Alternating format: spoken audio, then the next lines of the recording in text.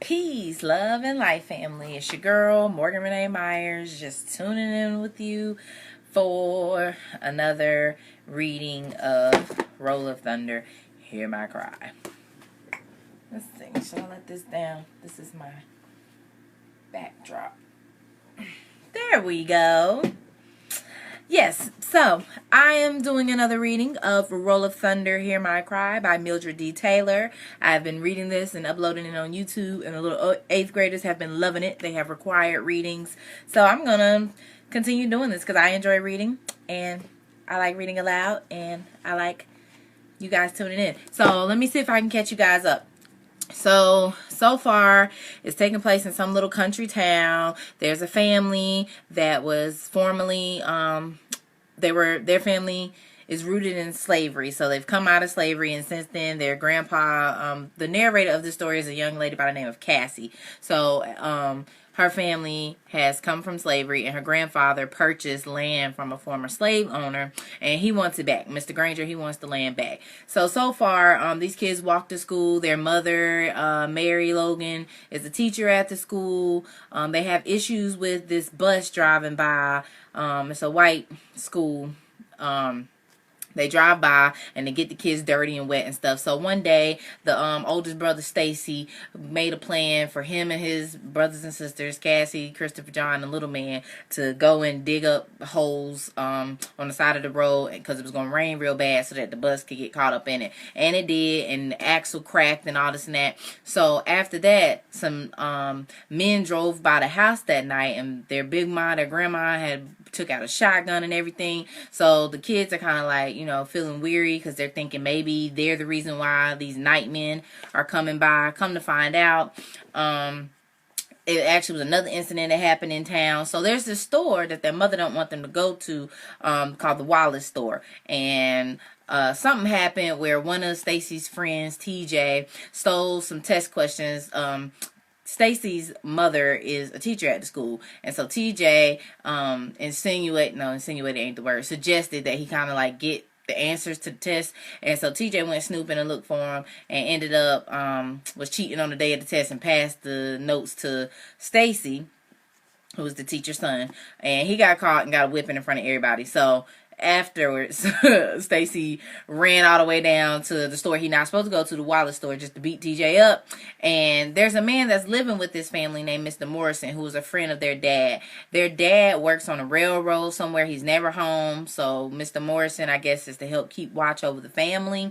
And so Mr. Morrison came and grabbed Stacy up off of TJ and drove them back home, and did not decide to tell the mom that they went down to the store that they weren't supposed to go to. But Stacy did end up telling on himself. And so that's kind of where we're at. The mom took them out to a family where one of the men had been tarred and feathered. They had burned them, put kerosene on them, put tar on them and feathers, and lit him a fire. And that man can no longer speak and walk. So she took the children down to see that so that they can understand why she does not want them at the Wallace store. So I'm going to continue reading on with the story, chapter 5. So here we go. Roll of Thunder, Hear My Cry by Mildred D. Taylor. Chapter 5. The blue-black shine that had so nicely encircled TJ's left eye for over a week had almost completely faded by the morning. Hold on, I think it's missing a period. The blue-black shine that has so nicely encircled TJ's left eye for over a week had almost completely faded by the morning. TJ hopped into the back of the wagon beside Stacy and snuggled in a corner not occupied by the butter, milk, and eggs Big Ma was taking to sell at the market in Strawberry. I sat up front beside Big Ma, still sandy-eyed and not believing that I was actually going. That's another important part. The chapter 4 ended with the mother that took the kids to go see the man that had been tarred and feathered. She was also going around to the doors telling them don't shop at the Wallaces and don't send your kids up there. And one man made a point like, look, I'm a sharecropper. I don't own land like y'all. This is where I get my feed, the things that I need to eat and run my home. And I have a credit up there. Like, if can't nobody sign for me, I owe this store, and this is the only place I can get stuff. So I was equating that to how, like, in some black neighborhoods in America today, where Walmart is the closest thing to us, or the convenience store is the closest thing to us, and so that's what we go to, is either inconvenience or it's not economically savvy for us to travel far to get what we need to get. And so the mother was like, well, what if somebody will be willing to drive up to Vicksburg for you? Like, they treat us well out there, they respect us and our dollar. So that's kind of how chapter 4 had ended. So I sat up, so it sounds like they're taking a trip to the market. I sat up front beside Big Ma, still sandy-eyed and not believing that I was actually going. The second Saturday of every month was market day in Strawberry, and for as far back as I could remember, the boys and I had been begging Big Mom to take us to it. Stacy had actually gone once, but Christopher John, Little Man, and I had always been flatly denied the experience. We had, in fact, been denied so often that our pestering now occurred more out of habit than from any real belief that we would be allowed to go. But this morning, while the world lay black, Big Mom called, Cassie, get up, child, if you're going to go to town with me, and be quiet about it. You wake up Christopher John, a Little Man, and I'll leave you here. I don't want them crying all over the place because they can't go. As Jack swept the wagon into the gray road, As Jack swept the wagon into the gray road, Jack is the horse, Big Ma pulled tightly on the reins and grumbled, hold on, you Jack, hold on. I ain't got no time to be putting up with both of you and TJ's foolishness. TJ, Stacy and I exclaimed together. He going? Big Ma didn't answer immediately. She was occupied in a test of wheels with Jack. When hers had prevailed and Jack had settled into a moderate trot, she replied moodily, Mr. Avery come by after y'all was asleep last night wanting TJ to go to Strawberry to do some shopping for a few things he couldn't get at the Wallace store. Lord, that's all I need with all the trouble about it. Lord, that's all I need with all the trouble about is for that child to talk me to death for 22 miles. Big Ma didn't need to say any more, and she didn't. TJ was far from her favorite person, and it was quite obvious that Stacy and I owed good fortune entirely to TJ's obnoxious personality. TJ, however, was surprisingly subdued when he settled into the wagon. I suppose that at 3:30 in the morning, even TJ's mouth was tired. But by dawn, when the December sun was creeping wearily upward, shooting pale streams of buff-colored light through the forest, he was fully awake and chattering like a cockatoo.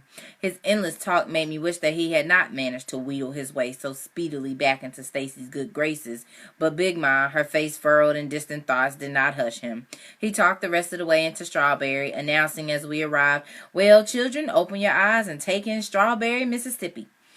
Is this it? I cried, gutting disappointment enveloping me as we entered the town.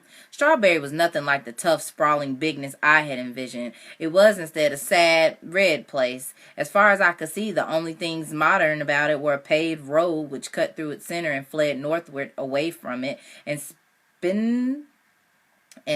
and a spindly row of electrical lines. Let's look that word up because I'm not sure what it means.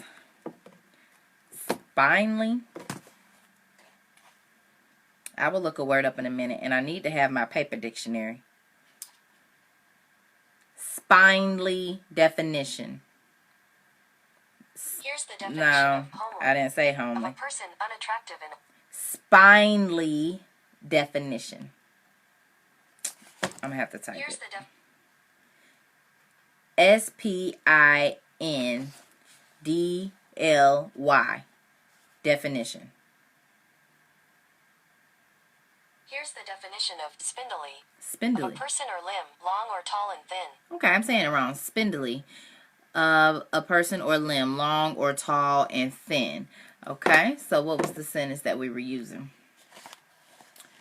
As far as I could see, the only thing modern about it were a paved road which cut through its center and fled northward away from it, and a spindly row of electrical lines. Lining the road were strips of red dirt splotched with patches of brown grass and drying mud puddles, and beyond the dirt and the mud puddles, gloomy store buildings set behind raised wooden sidewalks and sagging verandas. What's a veranda? I never hear that word said aloud in real life. Veranda. Here's the definition of veranda. A roofed platform along the outside of a house, level with the ground floor.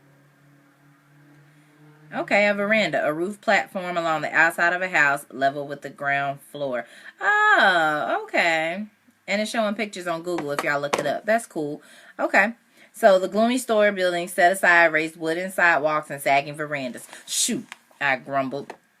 It sure ain't nothing to shout about. Hush up, Cassie, Big Ma said. You too, TJ. Y'all in town now, and I expect y'all to act like it. In another hour, this place will be teeming up with folks from all over the county, and I don't want no trouble. As the stores gave way to houses still sleeping, we turned onto a dirt road which led past more shops and beyond to a wide field dotted with wooden stalls. Near the field entrance, several farm wagons and pickups were already parked, but Big Ma drove to the other side of the field where only 2 wagons were stationed. Climbing from the wagon, she said, "Don't seem like too many folks ahead of us. In the summer, I'd have had to come on Friday and spend the night to get a spot like this." She headed toward the back of the wagon. "Stacy, you and TJ stay up there a minute and push them milk cans over here so I can reach them." "Big Ma," I said, following her, "all them folks up there selling milk and eggs too?" "Not all, I reckon. Some of 'em got meat and vegetables, quilts and sewing and such, but I guess a good piece of 'em selling the same as us." I studied the wagons parked at the field entrance, then exclaimed, "Well, what the devil we doing way back here then? Can't nobody see us." "You watch your mouth, girl," warned Big Ma. Then, arranging the milk cans and baskets of eggs near the wagon's edge, she softened her voice and promised, "We'll do all right. I got me some regular customers, and they'll check to see if I'm here before they buy." "Not back here they won't," I grumbled. Maybe Big Ma knew what she was doing, but it made absolutely no sense to me to be so far from the entrance. Most of the other farmers seemed to have the right idea, and I couldn't help but try to make her see the business sense in moving the wagon forward. "Why don't we move our wagon up there with all them other wagons, Big Ma? There's plenty of room, and we could sell more." "Them's white folks' wagons, Cassie," Big Ma said gruffly, as if that explained everything. "Now, hush up and help me get this food out." "Shoot," I mumbled, taking one of the buckets from Stacy. "By the time a body walk way back here, they'll have bunions on their soles and corns. They'll have bunion on their soles and corns on their toes." So obviously Cassie's not understanding that back in the day, if you black, you go to the back. By noon, the crowd, which had covered the field during the early morning, had thinned noticeably, and wagons and trucks began to pack up and head for town. After we had eaten our cold lunch of oil sausages and cornbread washed down with clabber milk, we did the same. What is an oil sausage? And clabber milk? That don't sound good. On the main street of Strawberry once more, Big Ma parked the wagon in front of a building where 4 shingles hung from a rusted post. One of the shingles read, "Wade W. Jameson, Attorney at Law." "Mr. Jameson live here?" I cried, scrambling down. "I want to see him." "He don't live here," said Big Ma, opening her large purse. She pulled out a long manila envelope, checked inside, then gingerly put it back again. "This here's his office, and I got some business with him. You get on back in the wagon." Big Ma climbed down, but I didn't get back in. "Can I just go up and say hey?" I persisted. "I'm going to hey you," Big Ma said. "You keep pestering me." She glanced over at Stacy and TJ. "Y'all wait here for me, and as soon as I get back, we'll go do that shopping so we can get on home before it gets dark." When she had gone inside, TJ said, "What you want to see that old white man for anyway, Cassie? What you and him got to talk about?" "I just wanted to see him, that's all," I said, going to the raised sidewalk and taking a seat. I like Mr. Jameson, I didn't mind admitting it. He came to see us several times a year, mainly on business, and although the boys and I were somewhat shy of him, we were always glad to see him. He was the only white man I had ever heard address Mama and Big Ma as Mrs., and I liked him for it. Besides that, in his way, he was like Papa. Besides that, in his way, he was like Papa. Ask him a question and he would give it to you straight with none of that pussyfooting around business. I liked that. After several minutes of watching farmers in faded overalls and their women in flower sack cut dresses promenading under the verandas, TJ said, "Why don't we go on down to the mercantile and look around?" So let me pause right here. After several minutes of watching farmers in faded overalls and their women in flower sack cut dresses. So I learned this from a play that I was in called Flying West. Or it may have been another, but either way, I was learning about like dressed in a certain time period. And back during these days, these people lived like in the country and they were farmers, and they did a lot of handmade things. So some of the clothes that they made was out of, materials that they had laying around. So if you had a sack of potatoes or flour or something like that, once you were done with the contents in it, you would use that material to make you stuff. So it's interesting that they pointed out women in flower sack cut dresses. So their dresses was made out of flour sacks. Interesting. So TJ said, why don't we go down to the mercantile and look around? Stacy hesitated. I don't know. I think Big Mom wanted to go with us. Ah, shoot, man, we'll be doing her a favor. We go on down to the mercantile now and order up our stuff. We'll save her some time, so when she comes from seeing that lawyer, we can just go on home. Besides, I got something to show you.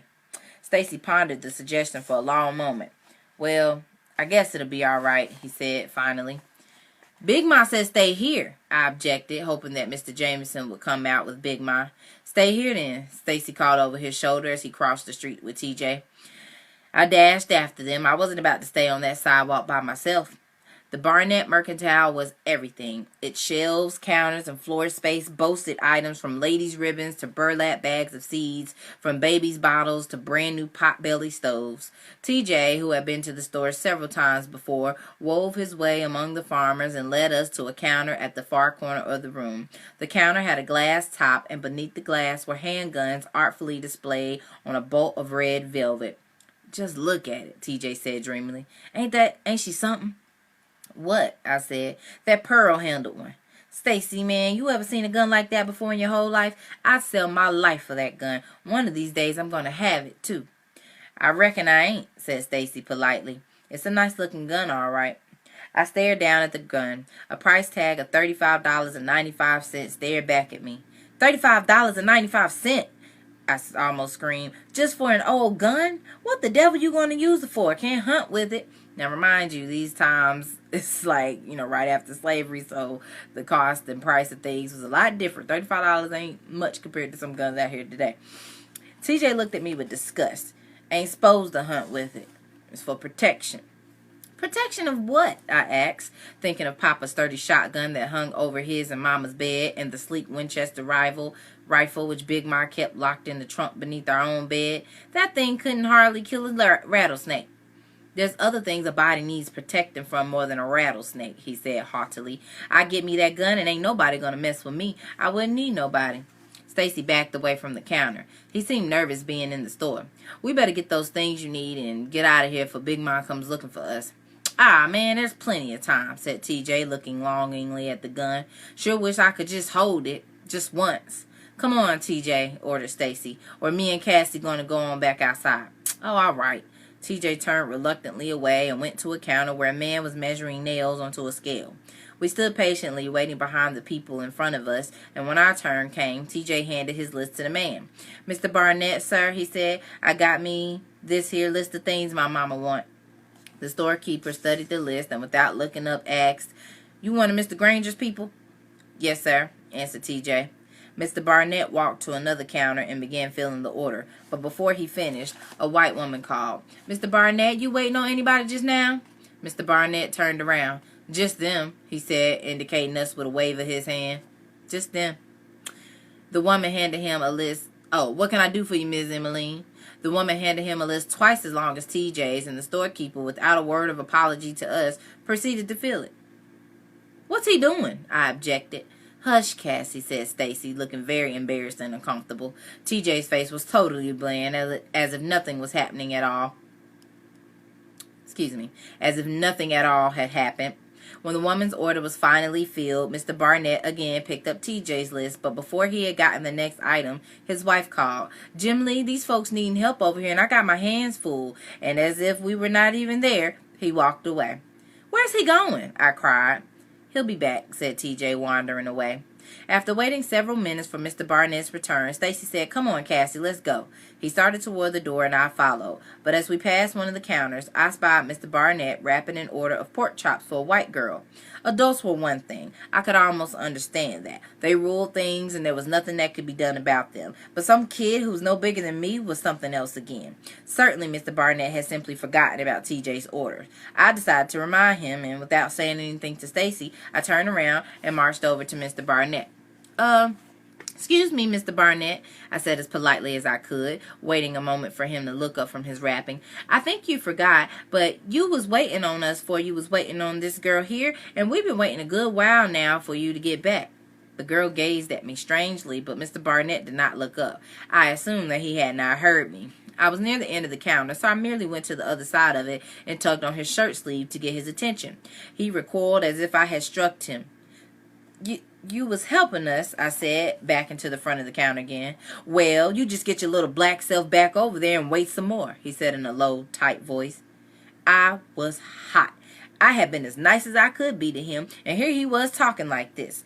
We've been waiting on you for near an hour, I hissed, while you round here waiting on everybody else, and it ain't fair. You got no right. Whose little nigga is this? Bellowed Mr. Barnett. Everyone in the store turned and stared at me. I ain't nobody's little nigger, I screamed, angry and humiliated, and you ought not to be waiting on everybody before you wait on us. Hush up, child, hush up, someone whispered behind me. I looked around. A woman who had occupied the wagon next to ours at the market looked down upon me. Mr. Barnett, his face red and eyes bulging, immediately pounced on her. This gal yourn, Hazel? No, sir, answered the woman meekly, stepping hastily away to show she had nothing to do with me. As I watched her turn her back on me, Stacy emerged and took my hand. Come on, Cassie, let's get out of here. Stacy, I exclaimed, relieved to see him by my side. Tell him, you know he ain't fair making us wait. She your sister boy. Mr. Barnett spat across the counter. Stacy bit his lower lip and gazed into Mr. Barnett's eyes. Yes, sir. Then you get her out of here, he said with hateful force, and make sure she don't come back till your mammy teach her what she is. I already know what I am, I retaliated, but I bet you don't know what you are, and I sure could tell you to, you old... Stacy jerked me forward, crushing my hand in the effort, and whispered angrily, Shut up, Cassie. His dark eyes flashed malevolently as he pushed me in front of him through the crowd. Let's look that word up, because I tripped up over it.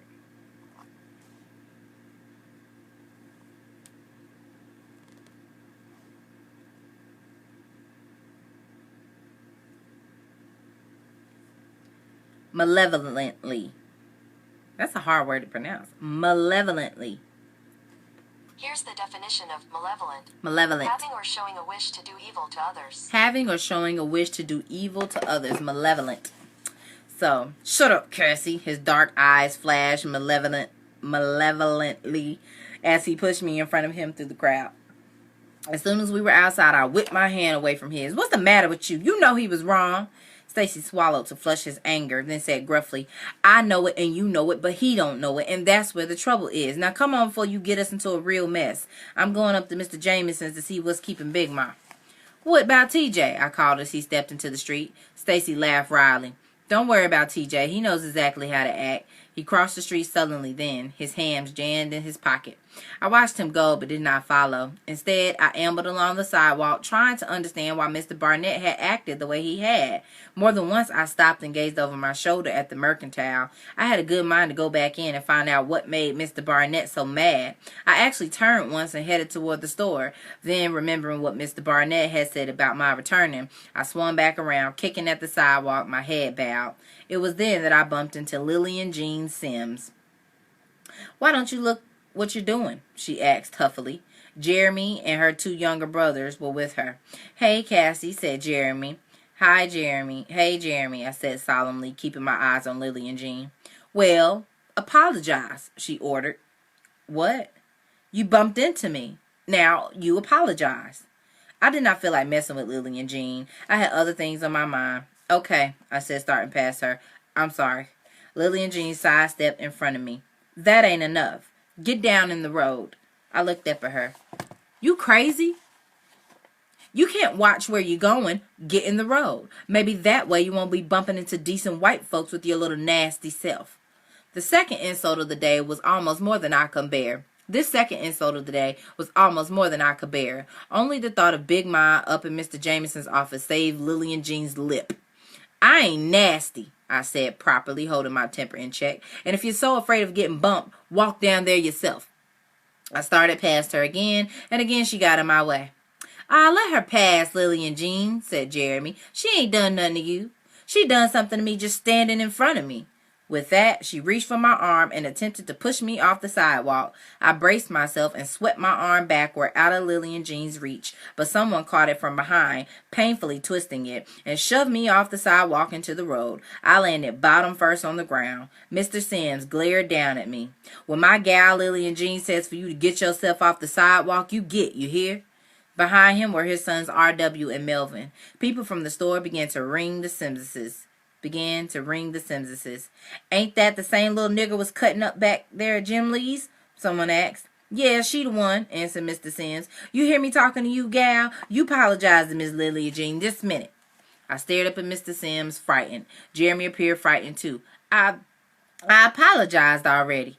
Jeremy seemed relieved that I had spoken. She did, Pa. Right now, before y'all come, she did. Mr. Sims turned an angry gaze upon his son, and Jeremy faltered, looked at me, and hung his head. Then Mr. Sims jumped into the street. I moved away from him, trying to get up. He was a mean-looking man, red in the face and bearded. I was afraid he was going to hit me before I could get to my feet, but he didn't. I scrambled up and ran blindly for the wagon. Someone grabbed me, and I fought wildly, attempting to pull loose. Stop, Cassie, Big Ma said. Stop, it's me. We're going home now. Not for she apologizes to my gal, y'all ain't, said Mr. Sims. Big Ma gazed down at me, fear in her eyes, then back at the growing crowd.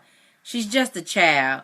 Tell her, Auntie. Big Ma looked at me again, her face cracking as she spoke. Go on, child. Apologize. But Big Ma, her voice hardened. Do like I say. I swallowed hard. Go on. I'm sorry, I mumbled. I'm sorry, Ms. Lillian Jean, demanded Mr. Sims. Big Ma, I balked. Say it, child. A painful tear slid down my cheek and my lips trembled. I'm sorry, Ms. Lillian Jean. When the words had been spoken, I turned and fled, crying into the back of the wagon. No day in all my life had ever been as cruel as this one. Whew, that's the end of chapter 5. I don't know if I could have grown up during these times. I feel like I would have spazzed. But this is just showing you, and I appreciate that they're reading these as required readings in grade school, because it really shows you like how racism and prejudice has played a part in America. And it's just sad to think that one race of people feel like another race should bow down to them, or, you know, move out the way for them, or what they say goes. Like, just as humans, as a people, we should respect one another. But, you know, this is a well-written book to kind of demonstrate what the times were like back then. So I hope you all enjoyed. Leave your comments or suggestions, and I will continue reading more chapters until I'm done with the book. So yeah, that was chapter 5 of Roll of Thunder, Hear My Cry. Peace, love, and light to you all.